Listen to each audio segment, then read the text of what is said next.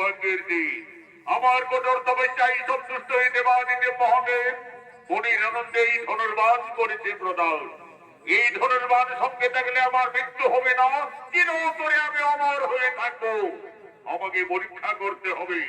আমার সেনাপতিরা যারা গেছে গোকুলে, ওই নন্দ গোয়ালার বেটা কৃষ্ণ বলরাম একে একে সকলকে বিনাশ করেছে। কেউ তারা জীবনকে মথুরায় ফিরে আসতে পারেনি। আমি মথুরাপুরে ধনুর যজ্ঞ করব। ওই ধনুর যজ্ঞে কৃষ্ণ বলরামের আহ্বান জানাবো। যাও, আর বিলম্ব না করি গঙ্গাচরের ধনুর যজ্ঞের আমন্ত্রণের বার্তা তোমরা নগরী নগরী পৌঁছিয়ে দাও।